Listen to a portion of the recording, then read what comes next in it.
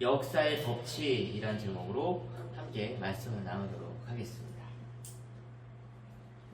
성도 여러분, 참 오늘 날씨가 비 오는데 참 좋은 날씨를 맞이하고 있어서 기분이 참 상쾌해지는 것 같습니다. 그런데 여러분 인생을 살아오시면서 이런 날을 한번 경험해 보신 적이 있을 것 같아요. 바로 하루 종일 모든 일이 꼬이기로 작정한 날, 한 번쯤은 살아보면서 경험하시지 않았을까 싶어요. 아침부터 꼬이기 시작한 일정이 정말 하루 종일 누군가가 내 인생길을 막고 있는 것처럼 하는 일마다 족족 꼬이는 날이 한 번쯤은 경험해 보셨을 것 같습니다. 근데 그래도 참 그 와중에 다행인 것은 그런 날이 매일은 아니다라는 것이죠. 참 신기한 것은 그렇게 꼬이기로 작정한 날은 정말 뭐든지 꼬인다는 것입니다. 심지어 밥을 먹으러 간 매일 여는 식당 문조차도 그런 날은 문을 닫을 만큼 이상한 모든 것이 꼬이는 날이 있습니다. 세상에선 이런 일을 가지고 머피의 법칙이다 이런 말을 사용하게 돼요. 무슨 뜻이냐? 나쁜 일이 연속적으로 일어날 때 흔히 이런 말을 사용합니다. 머피의 법칙이다. 근데 이 머피의 법칙이란 말은요, 1949년에 미국의 공군기지에서 근무하던 에드워드 머피 대위가 실험 중에 어떠한 그 사소한 실수로 그 장치가 작동되지 않아서 이런 말을 했다고 합니다. 이 잘못될 가능성이 있다면 반드시 꼭 그렇게 되더라. 이런 말을 했습니다. 그러니까 어떤 일을 하는 데 있어서 여러 가지 이제 방법이 있고 방향이 있는데 이 나쁜 결과를 가져오게 할 방법들도 분명히 있지 않겠습니까? 근데 이 방법을 누군가가 꼭 선택해서 이 불운, 나쁜 결과가 항상 찾아온다라는 말을 사용했던 거죠. 그래서 이런 의미를 본따 가지고 이 말을 한 사람이 에드워드 머피 대위가 해서 머피의 법칙이다. 나쁜 일은 꼭 나쁜 일을 꼬리에 꼬리를 물고 꼬이는 날. 이런 의미로 사용하기도 해요. 근데 여러분, 이 말에 반대말이 있다는 말도 아십니까 혹시? 셀리의 법칙이란 말이 있어요. 셀리의 법칙. 이 말은 딱 반대예요. 잘 될 수 있는 것은 모두 잘 된다라는 의미예요. 그러니까 이런 거죠. 약간 지각할까 봐서 막 뛰어가는데 그때 마침 복수가 딱 도착해. 그리고 때마침 준비하지 못한 시험이었는데 내가 봤던 예상 문제에서 모든 시험이 다 나와. 또는 급하게 어떠한 행사에 참석해야 되는데 시간을 놓쳐가지고 신청을 뒤늦게 했는데 그때 마침 누군가가 취소를 해서 그 자리에 들어가게 돼. 이런 일들을 보면서 이렇게 좋은 일들이 마치 우연처럼 나를 위해 준비하고 있었던 것처럼 느끼게 하는 것, 이걸 또 머피의 법칙과는 다른 말로 셀리의 법칙이라고 표현하기도 합니다. 참 이런 것을 보면 우리의 역사도 뭔가 이 법칙에 의해서 필연적으로 일어나는 것처럼 보일 때가 있죠. 그것이 좋은 일이든 좋지 않은 일이든 분명한 것은 뭐냐면 그 역사들이 모두 연결되어져서 지금의 우리의 현실을 살아가게 해준다라는 것입니다. 우리는 오늘 본문에 등장하는 이제 르호보암 이야기를 통해서 역사의 법칙을 살짝 엿보려고 합니다. 그래서 그 안에서 일을 행하시는 하나님의 뜻을 발견하기도 하고 지금도 우리에게 말씀하시는 하나님의 음성이 들려주시기를 소망합니다. 우리가 역사의 법칙으로 오늘 첫 번째로 보고 싶은 내용은 뭐냐면 하나님께 구하지 않는 르호보암이에요. 하나님께 구하지 않는 르호보암. 그러니까 이스라엘이 분열되는 스토리의 첫 단추는 르호보암과 여로보암이 만나는 장면으로 시작됩니다. 그러니까 르호보암은 솔로몬의 아들이면서 자연스럽게 다음의 왕으로 인정받기 위해 오늘 본문에 의하면 세겜 땅으로 가는 장면이 나와요. 그리고 여로보암은 어떤 사람이었습니까? 지난번에 봤던 사람 중에 한 사람인데 솔로몬을 피해서 애굽에 있었던 사람이에요. 근데 사람들이 여로보암을 불러내서 온 이스라엘의 해준과 같이 르호보암과 이제 대면하는 장면이 오늘의 본문의 시작입니다. 이제 이 분열의 문제로 시작되는 것이 무엇이냐? 무거운 멍에, 그러니까 즉 고역을 좀 줄여주십시오라고 요청해요. 북이스라엘이 르호보암을 왕으로 인정하지 않았다는 사실을 알 수 있는 장면을 오늘 또 보여줍니다. 왜냐하면 자신들의 고역을 가볍게 해주면 우리가 왕으로 섬기겠다라는 말을 하거든요. 이걸 보면 알 수 있어요. 무슨 말이에요? 그럼 나는 르호보암이 우리의 고역을 줄여주지 않으면 우리 북이스라엘들은 당신을 왕으로 섬기지 않을 거예요. 근데 이거 줄여주면 우리가 왕으로 섬기겠다. 원래 왕인데 솔로몬 다음에 원래 왕인데 왕으로 인정하지 않았다는 거예요. 이미. 그러자 르호보암은 그들을 어떻게 합니까? 3일 뒤에 찾아와라 라고 회의를 시작합니다. 이 장면에서 두 부류의 조언을 구하죠. 솔로몬의 생전에 모셨던 노인들에게 조언을 구하자 그들은 우리가 알다시피 왕이 백성을 섬기고 좋은 말로 이르면 그들이 당신을 섬길 겁니다.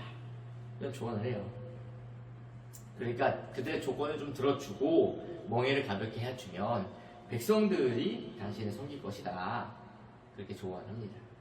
또 한 부류가 또 나오죠. 르호보암과 함께 자란 소년들에게 조언. 그들은 르호보암을 떠받들면서 심지어 어떻게까지 얘기하냐? 솔로몬의 허리보다 르호보암 당신의 새끼손가락이 더 굵습니다 라고 아부를 떨 정도로 조언을 합니다. 그리고 뒤를 이어서 솔로몬의 채찍보다 더 강한 전갈 채찍으로 다스려야 됩니다. 이런 조언을 해요. 이 두 부류의 조언을 들은 르호보암은 우리가 알고 있다시피 노인들의 조언을 버려버리고 젊은이들의 조언을 따릅니다. 우리는 이 본문을 보고 있으면 대다수 이런 생각을 해요. 그러니까 나이가 많고 좀 연륜이 있는 사람이 조언을 듣는 것이 좀 당연하지 않냐. 어? 젊은 사람들이 사실 멀리 보지 못하니까 당장은 뭐 그게 좋아 보일지 모르지만 그런 조언들은 사실 좋지 않다. 뭐 이런 얘기들을 할 수 있죠. 뭐 이런저런 조언자들을 보면서 평가할 수 있습니다. 물론 그렇게 얘기할 수밖에 없다는 이유는 뭐냐면 이 나이가 많은 노인들은 이미 솔로몬과 함께 국정을 다스리던 사람들이었어요. 그러니까 솔로몬으로부터 지혜로운 방법들을 얼마나 많이 배웠겠어요. 알았겠어요. 이 노인들의 그 지혜, 솔로몬의 지혜를 엿보았던 그들의 노인들의 지혜를 통해서 나라를 다스리는 게 사실 더 좋다라고 말해볼 수 있습니다.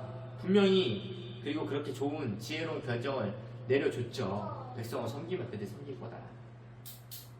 그러나 우리가 본문에서 더 중요한 사실을 봐야 되는데 그것이 무엇이냐면 첫째라고 말했던 것처럼 르호보암이 하나님을 찾지 않았다는 게 사실 문제의 핵심이에요.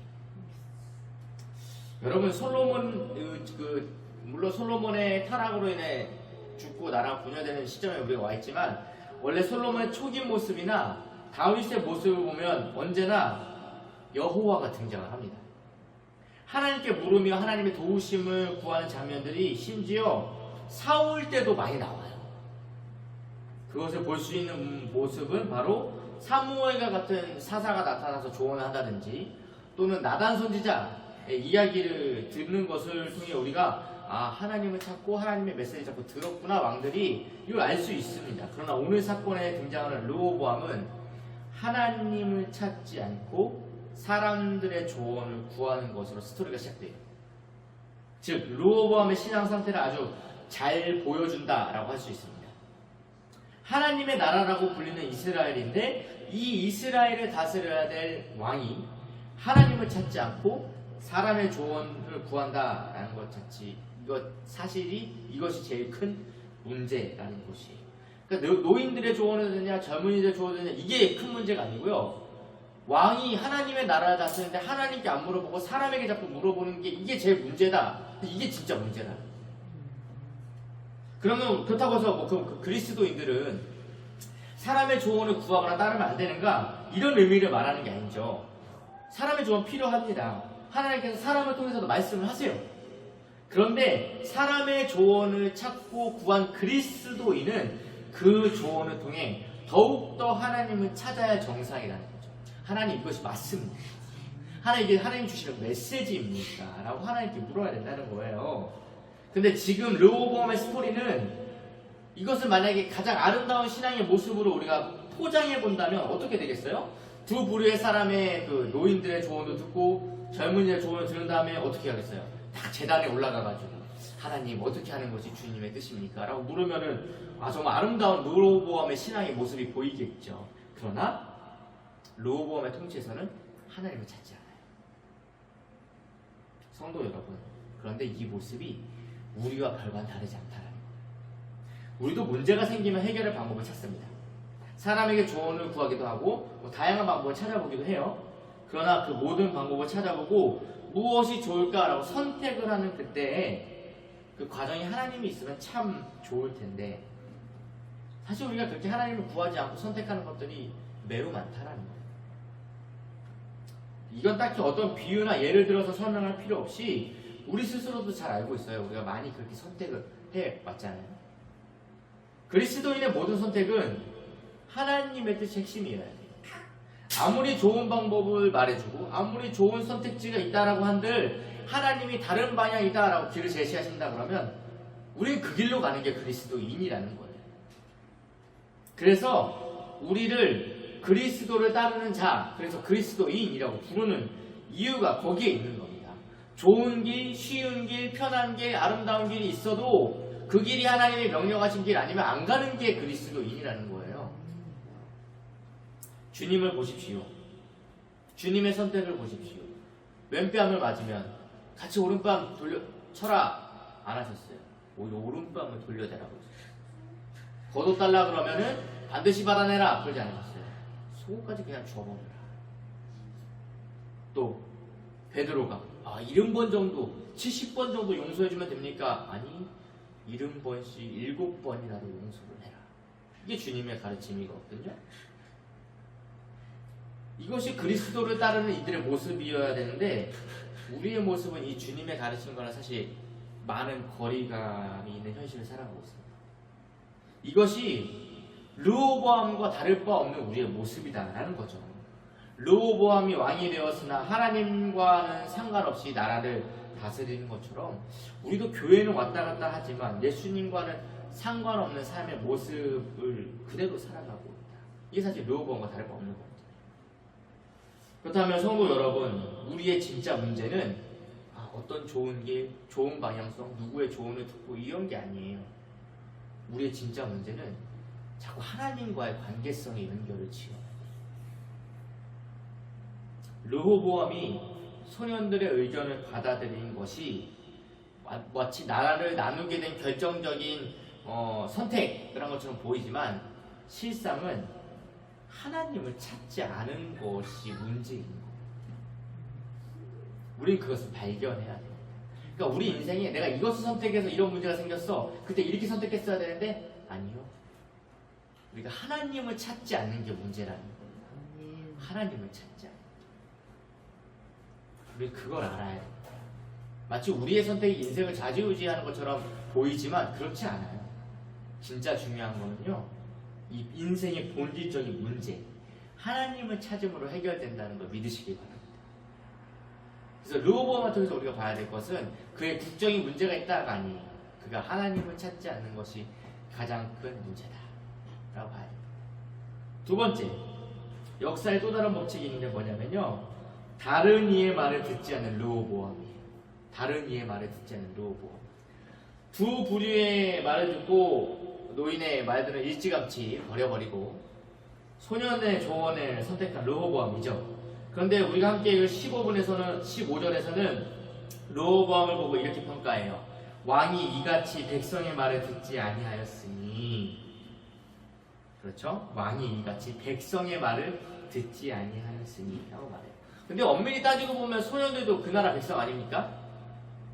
근데 이 두 부류의 조언을 모두 구하는 모습이 나타났음에도 불구하고 성경의 저자는 르호보암이 백성의 말을 듣지 않는 사람으로 평가했습니다. 그 말은 무슨 뜻이냐? 소년들의 조언이라고 하지만 원래 그 소년들의 조언은 르호보암이 그렇게 선택하고 싶었던 결정이에요. 이게 무슨 말이냐면 르호보암은 이미 자신이 그 지파들이 노역을 가볍게 해달라고 할 때 어떻게 해야 될지 이미 마음의 결정을 내린 거예요. 백성들의 말을 들을 생각은 이미 하지도 않았고 오히려 내 뜻으로, 자신의 뜻으로 더 힘들게 고역을 시켜야겠다라고 이미 결정을 내렸습니다. 왜냐? 지금 세겜 땅은 북이스라엘 쪽 수도예요, 사실은. 그러니까 인정을 못 받으니까 그 땅에 간 거거든요. 그래서 자신을 왕으로 인정하지 않는 그 많은 지파들 앞에 이제 인정받으려고 갔는데 그 백성들 자신의 요구를 들어주지 않으면 왕으로 섬기지 않겠다라는 말을 할 정도로 르호보암은 인정을 안 했어요. 그동 이미. 그러니 르호보암 입장에서 어떻게 하겠습니까? 그들이 원하는 대로 해주고 싶지 않죠. 더 강하게 통치해가지고 아버지보다 내가 더 강한 왕이다라는 걸 증명해 보이고 그들을 굴복시키고 싶었을 것입니다. 철저히 자신만의 통치를 하는 왕. 그렇기 때문에 본문의 스토리에서 노인의 말을 버리고 소년들의 말을 선택해서 나라가 갈라진 것처럼 보이지만 사실은 자신의 뜻을 소년들이 얘기해 준 거예요. 그들과 함께 자랐다고 그랬잖아요. 자신과 함께 자란 소년들에게 조언을 구했다고 했잖아요. 근데 여기서 소년이라고 번역했지만 이때 르호보암의 나이는 이미 40이었어요. 40. 즉 그렇게 어린 사람들이 아니에요. 근데 처음부터 르호보암은 다른 사람의 말을 듣지 않았던 사람이었던 것으로 보여요. 왜냐? 물론 왕이 되면서 아버지가 했던 모습을 그대로 배워서 노인들의 의견을 묻는 모습이 보였을 수도 있어요. 근데 성경을 기록한 저자는 분명히 말해주고 있죠. 백성의 말을 듣지 아니하였다. 왜냐? 르호보암은 하나님을 찾지도 않는 사람일 뿐만 아니라 백성의 말을, 사람들의 말을 듣지 않는 사람이라는 것을 이미 알고 있었던 거예요. 그러니 함께 자란 소년들이 무슨 말을 하겠어요? 르호보암이 듣기 좋은 말을 해줬겠죠. 당신이 원하는 걸 얘기해 줬겠죠. 그도 그럴 것이 솔로몬은 하나님 나라를 잘 통치하기 위해 듣는 마음을 달라고 기었거든요. 듣는 마음. 그래서 솔로몬의 지혜가 드러나는 솔로몬의 재판을 보고 있으면 그가 그 여인들의 두 증언을 잘 들어보고 그 어떻게 판단했는지를 볼 수 있어요. 잘 들었단 말이에요. 듣는 마음. 그러나 르호보암은 듣지 않는 사람이었습니다. 함께 자라난 소년들은 분명 르호보암을 어렸을 때부터 봤으니 성향을 잘 알고 있었을 거예요. 그러니 그에게 어떠한 비유를 말해요? 당신의 새끼손가락이 아버지의 허리보다 더 굵으니까 더 강하게 해야 된다. 이런 얘기를 어린 친구들이 해주는 거죠. 무슨 말입니까? 르호보암의 비유를 맞춰서 얘기한 거예요. 르호보암은 백성의 말을 들을 생각은 하나도 없으면서 괜히 사람들의 조언을 구하는 척만 하고 결국 어차피 자신의 뜻대로 결정할 사람이었거든요. 더 무서운 사실은 무엇이냐? 우리가 살아가고 있는 이 현실 속에서 그것도 그리스도인이라고 불리는 사람들이 이러한 사람들이 르호보암 같은 사람들이 상당수 많다라는 것입니다. 여러분 기도하는 사람, 하나님의 뜻을 구하는 사람이 정말 많은데 그 중에 자신이 원하는 응답이 올 때까지 계속해서 구하는 사람이 있어요. 이미 응답이 왔어요. 하나님이 NO! 하셨는데 아니요 주님 그건 응답이 아닙니다. 말씀해 주십시오 제대로. 이렇게 계속 구하는 사람들이 왜 웃음이 나오는지는 모르겠지만 어쨌든 응답이 왔는데 그것을 들을 마음이 없기 때문에 뭐라고 얘기해요? 아, 나 아직 기도 중이야. 또는 뭐라고 대답합니까? 아, 하나님 뜻이 뭔지 모르겠어. 모르긴 왜 몰라요. 주님 말씀 안 하시는 분인 것처럼 얘기를 하는데 그런 사람이 너무 많아요. 그런 말을 하는 사람들 중 대다수는 거의 자신이 원하는 것으로 응답이 오지 않았기 때문에 선택을 유보하는 경우가 많은 것을 우리는 스스로가 더 잘 알고 있습니다. 여러분 경험해 보셨잖아요. 르호보암은 하나님을 찾지도 않으면서 사람의 말을 듣지 않는 사람이었지만 지금 우리에겐 여러분 하나님을 찾으면서도 자신의 뜻대로 일이 되지 않는 것에 대해서는 순종하지 않는 더 악한 모습이 있는 게 아닌가 저는 르호보암을 통해서 좀 돌아보게 돼요.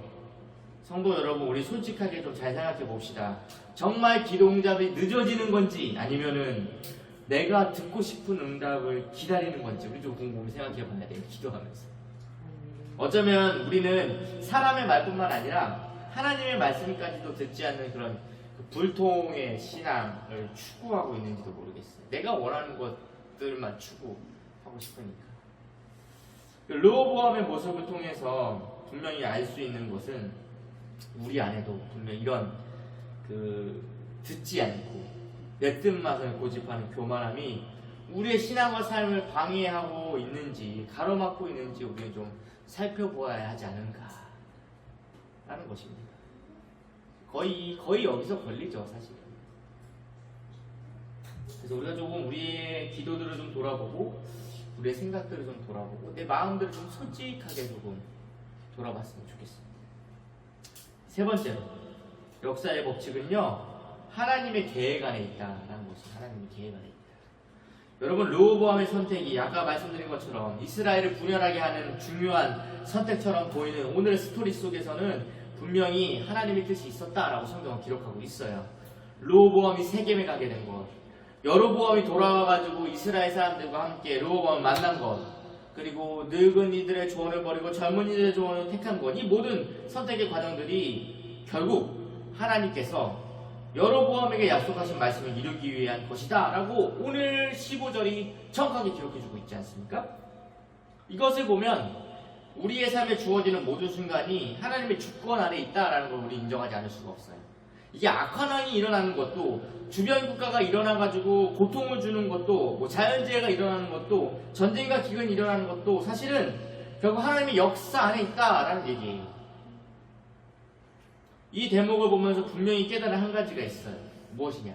그것은 르호보암이 여로보암과 이스라엘의 요구를 들어주는 그 노인들의 조언을 선택했다고 할지라도 아마 나라는 분열되었을 것이다. 왜 이것을 확신하니까? 오늘의 본문이 알려주고 있잖아요. 하나님의 약속 때문이에요. 약속. 만약에 르호보암이 정말 그런 선택을 하다 할지라도 분명히 분열됐을 거예요. 정말 르호보암이 하나님께 열심히 기도해서 뜻을 구해서 선택했다 할지라도 나라는 분열될 것입니다. 왜요? 약속하셨기 때문에.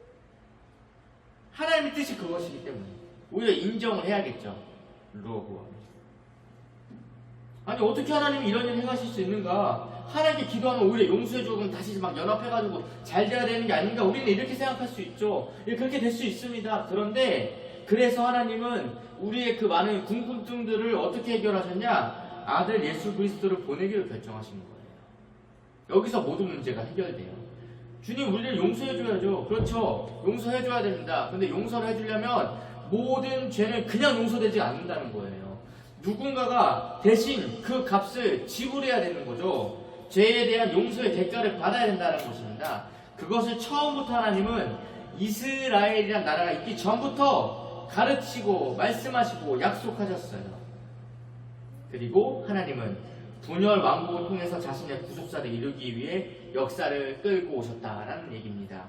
이 모든 역사는 우리를 위해 이 땅에 오실 예수 그리스도를 위한 역사이기도 하죠.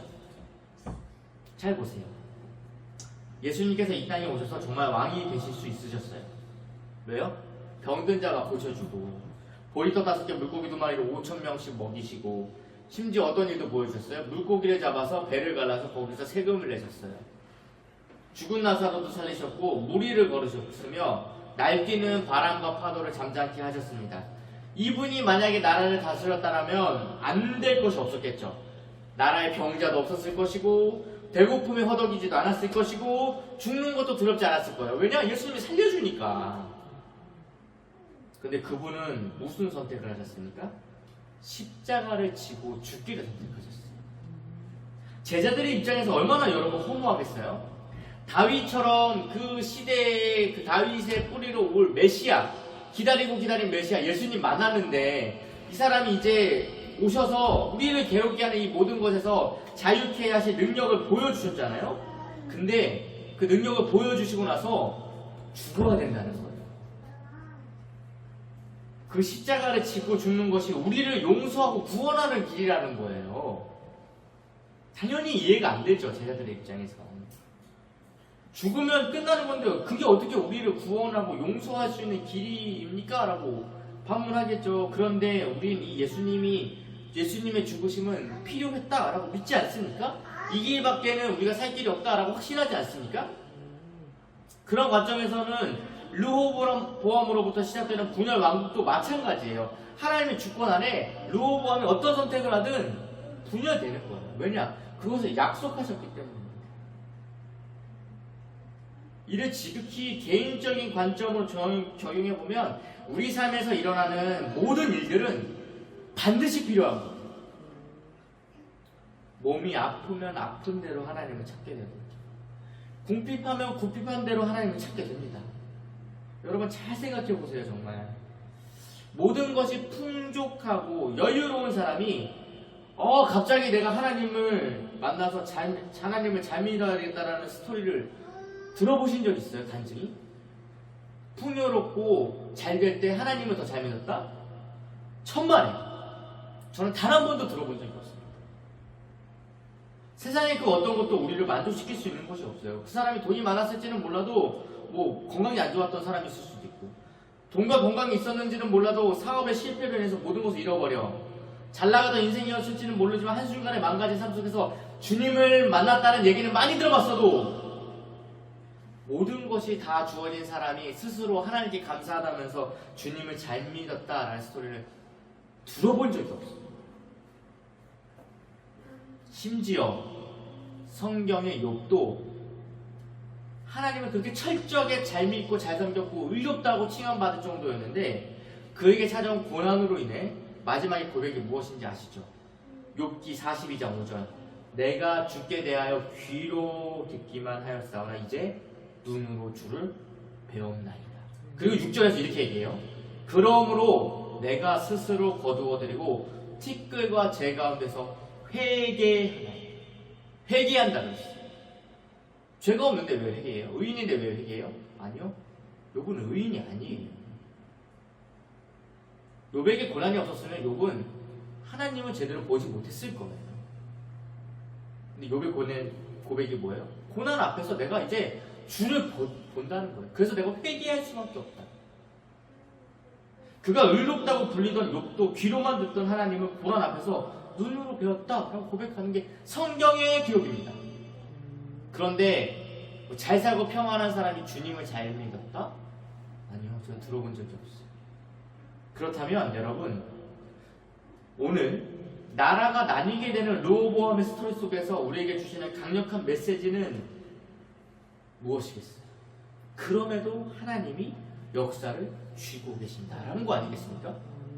분열 왕국으로 솔로몬 시대가 끝나고 이제 나라가 망하는 길로 가는 것밖에 보이지 않지만 그 과정에 하나님의 역사가 여전히 이루어지고 있다라는 거예요. 그것도 하나님이 다스리고 계셨다라는 겁니다.